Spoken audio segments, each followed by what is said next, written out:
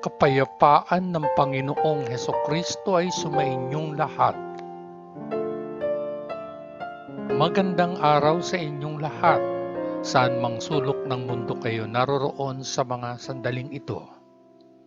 Ang babasahing mabuting balita sa araw na ito ay pinamagatan kong ang paghihirap ni Jesus para sa kapatawaran ng ating kasalanan.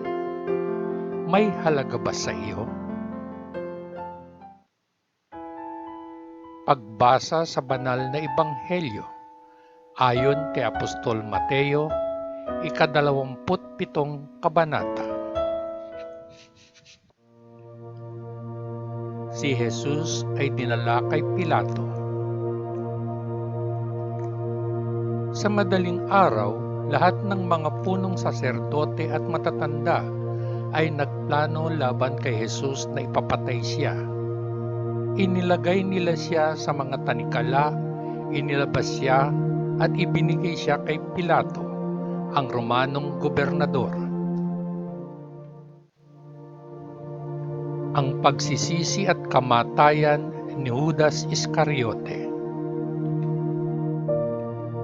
Nang malaman ni Judas ang taksil na si Jesus ay hinatulan, nagsisi siya at ibinalik ang 30 pilak sa mga punong saserdote at matatanda. Nagkasala ako sa pagtataksil sa isang inosenteng tao sa kamatayan. Sinabi niya. Anong pakialam namin doon? Sagot nila. Problema mo iyan. Inihagis ni Judas ang mga barya sa templo at umalis. Pagkatapos ay lumisan siya at nagbigti. Pinulot ng mga punong saserdote ang mga barya at sinabi, ito ay pera ng dugo at labag sa ating kautusan na ilagay ito sa kabangyaman ng templo. Matapos magkaroon ng kasunduan tungkol dito, ginamit nila ang pera para bumili ng bukid ng magpapalayo bilang sementeryo para sa mga dayuhan. Iyan ang dahilan kung bakit ang bukid na iyon ay tinatawag na bukid ng dugo hanggang ngayon. Nang magkagayoy nagkatotoo ang sinabi ng propetang si Jeremias, kinuha nila ang 30 pilak na barya, ang halagang napagkasunduan ng mga mamamayan ng Israel na ibayad para sa kanya, at ginamit ang pera upang bumili ng bukid ng magpapalayo gaya ng iniutos sa akin ng Panginoon. Tinanong ni Pilato si Jesus. Si Jesus ay tumayo sa harap ng Romanong gobernador na nagtanong sa kanya, ikaw ba ang hari ng mga Hudyo? Tanong niya. Sabi mo, sagot ni Jesus. Ngunit siya ay walang sinabi bilang tugon sa mga akusasyon ng mga punong saserdote at matatanda. Kaya't sinabi sa kanya ni Pilato, hindi mo ba naririnig ang lahat ng mga bagay na ito na ipinararatang nila sa iyo? Ngunit tumanggi si Jesus na sumagot ni isang salita na ang resulta ay labis na ikinagulat ng gobernador. Si Jesus ay hinatulan ng kamatayan. Sa kapistahan ng Paskwa, nakaugalian na Romanong gobernador na palayain ang sino mang bilanggo na hihilingin ng karamihan. Noong panahong iyon, may isang kilalang bilanggo na nagngangalang Jesus Barabas. Kaya't nang magtipon ng mga tao, tinanong sila ni Pilato, sino ang gusto ninyong palayain ko para sa inyo? Si Jesus Barabas o si Jesus na tinatawag na Mesiyas? Alam na alam niya na ibinigay sa kanya ng mga awtoridad ng Hudyo si Jesus dahil nanidimugho sila. Habang nakaupo si Pilato sa bulwagan ng paghukom, nagpadala sa kanya ang kanyang asawa ng mensahe. Huwag kang makialam sa inosenteng lalaking iyan dahil sa panaginip kagabi ay labis akong nagdusa dahil sa kanya. Hinikayat ng mga punong saserdote at matatanda ang karamihan na hilingin kay Pilato na palayain si Barrabas at ipapatay si Jesus. Ngunit tinanong ni Pilato ang karamihan, "Sino sa dalawang ito ang gusto ninyong palayain ko para sa inyo?" "Si Barrabas," sagot nila. "Ano kung gayon ang gagawin ko kay Jesus na tinatawag na Mesiyas?" tanong ni Pilato sa kanila. "Ipako siya sa krus," sagot nilang lahat. Ngunit tinanong ni Pilato, "Anong krimen ang ginawa niya?" Pagkatapos ay nagsimula silang sumigaw sa tuktok ng kanilang mga boses, "Ipako siya sa krus!" Nang makita ni Pilato na walang silbi ang magpatuloy, kundi baka magkaroon ng kaguluhan, kumuha siya ng tubig, naghugas ng kamay sa harap ng karamihan at sinabi, "Wala akong pananagutan sa pagkamatay ng lalaking ito. Ito ay kagagawa ninyo." Sumagot ang buong karamihan, "Hayaan ang responsibilidad para sa kanyang kamatayan ay mahulog sa amin at sa aming mga anak." Nang magkagayoy, pinalaya ni Pilato si Barrabas para sa kanila, at pagkatapos pinahagupit niya si Jesus, isinuko niya siya upang ipako sa krus.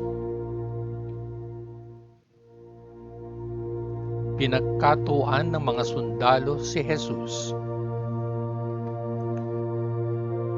Pagkatapos ay dinala ng mga kawal ni Pilato si Jesus sa palasyo ng gobernador, at ang buong pulutong ay nagtipon sa paligid niya. Hinubad nila ang kanyang mga damit at isinuot sa kanya ang isang iskarlata na balabal.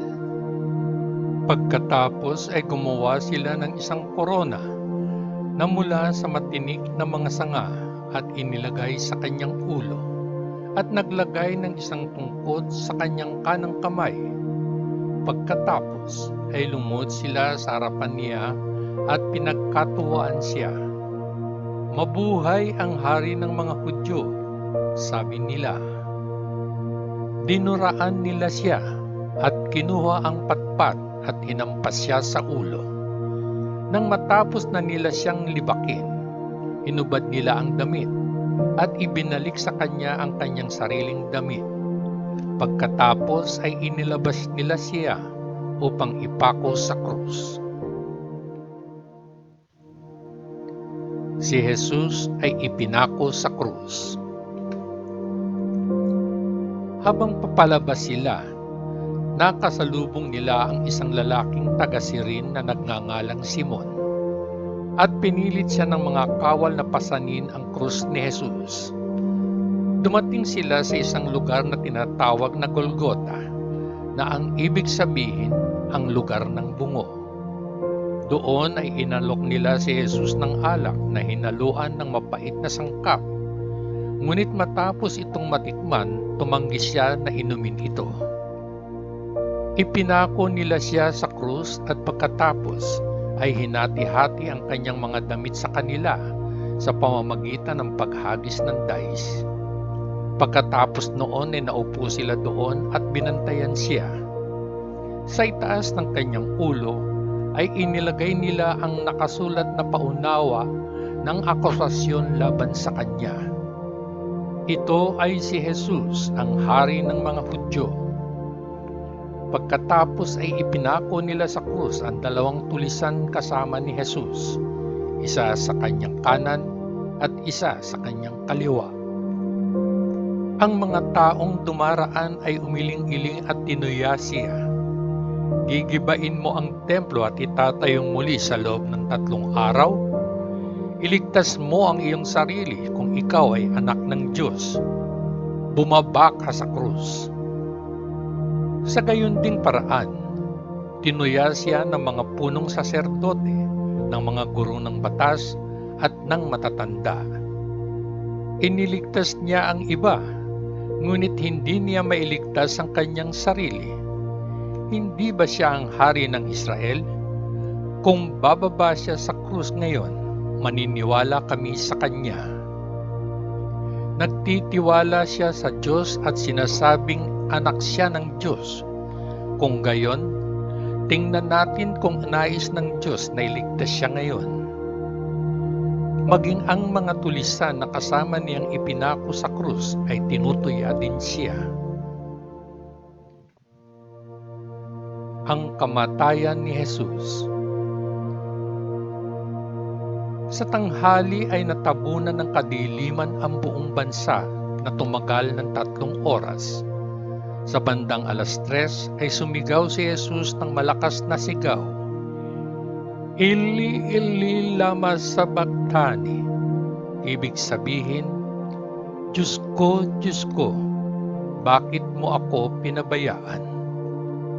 Ang ilan sa mga taong nakatayo roon ay narinig siya at nagsabi, tinatawag niya si Elias.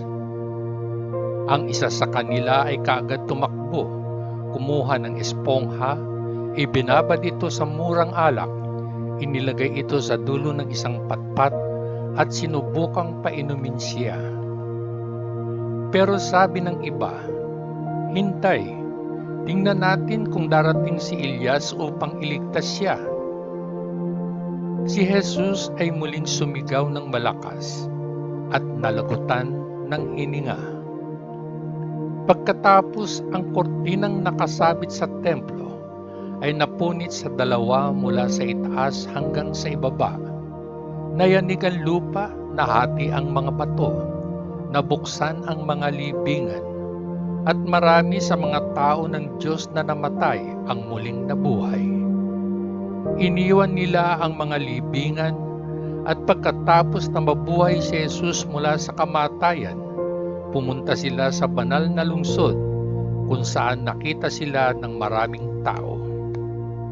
Nang makita ng opisyal ng hukbo at ng mga kawal na kasama niya na nagbabantay kay Jesus, ang lindol at lahat ng nangyari, sila ay natakot at sinabi, siya talaga ang anak ng Diyos.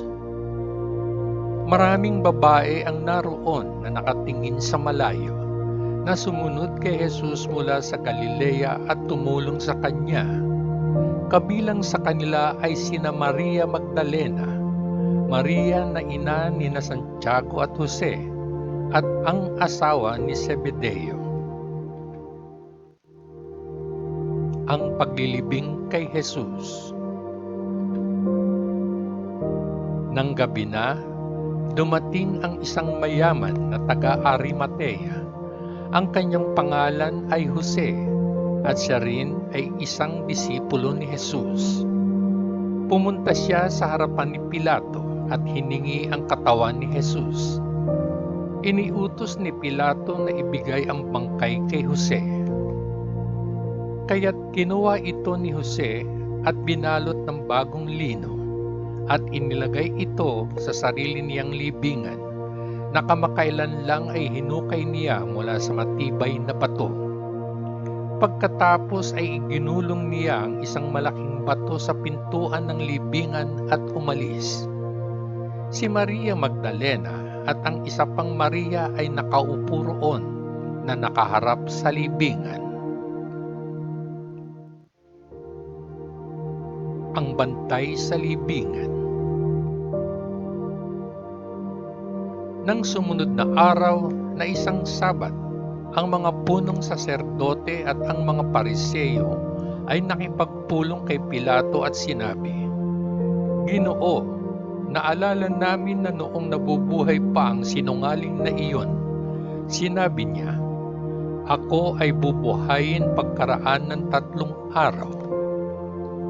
Ipag-utos kong gayon na ang kanyang libingan ay bantayang mabuti hanggang sa 4 araw, upang ang kanyang mga alagad ay hindi makapunta at nakawin ng bangkay, at pagkatapos ay sabihin sa mga tao na siya ay nabuhay mula sa kamatayan.